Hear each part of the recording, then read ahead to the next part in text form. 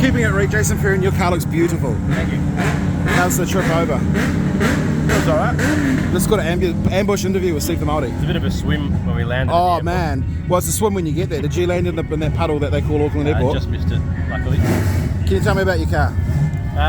So it's an R31 Skyline station wagon, as you've probably seen. It's got the 4 litre of Fury, the Barramundi, the Ford Barra powerhouse, matched with a G4 stock box, live axle rear end, which is pretty unseen in pro competition, and it holds its own. We've got some grippy boys up the back, and we're ready to party. All right, you talk about this motor. Let's have a look. Pop her up.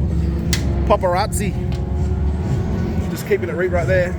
Oh my gosh, that's not a 2J. That's not an RB. That is a Barra the World right there. It's a sick looking car. Thank you. Yeah, it's nice and shiny, and yeah, it makes I've forgotten now, 550 real kilowatt. Wow, that is 900 horsepower, 800 at the wheels. Because I'm saying this is my story, not yours. That's it. Big turb. It's running only 23 psi, E85 fuel, of course, and yeah, it's done a whole season. No worries. Pulled it down, it was all perfect, so ready for another season. Bro, I don't get all this backwards stuff. Is that just because it looks cool? Pretty much. So the main reason is it's just Japanese styles. So all their cars, you'll notice, are perfectly symmetrical. Because all logos, if you look at them, they all sort of sweep backwards. Hence, yeah, of course. You know, all logos sweep backwards, so it just flows with the car.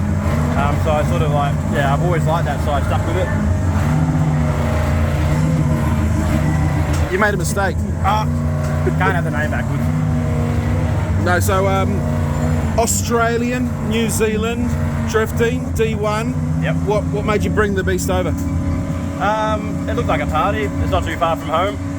We got second in the Australian Championship last year. That was my first year sort of running with the big boys with the grippy tyres and all that. So I was pretty stoked with that, and fresh build as well that my boy Jesse put together. So we're like, yeah, let's see what we can do across the ditch. So when you're on your side of the ditch in what we like to call the West Island, Australia, these guys over here, one of them anyway, where is he? Benny's over there. Bit of a combination there. He's just eating. It's okay. Pizza, yeah. Is that a sort of food from home? I mean, you look at what, semi-wog or something? I'm looking for the HSPs. You know what a HSP is? No. They're all in. Oh, HSP is a sauce? No? Yeah, well, it's a kebab meat.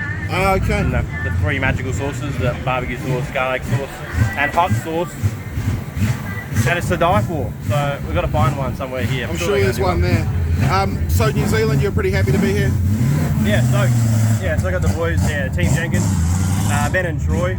They've looked after me, so they helped me store the car, and we've got the workshop literally just over there, about 500 metres that way. One thing I love is that they've been really kind this year. They've actually gone for a slight colour change, so I can tell the difference. They've gone to their best sponsor as well. Oh, right there. Oh, there it is. Keep it Reet. Tell me about that. Their #1 supporter.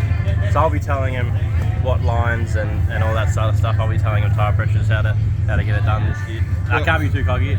We had a meeting with the wall last round with when I borrowed a car, the final round last year. So. Oh, what does Jason Ferron and Pink Floyd have in common? They both had hits with the wall. Keep it Reet. What's it about? So we're a drift club, obviously back in Australia, and we also do some stuff here.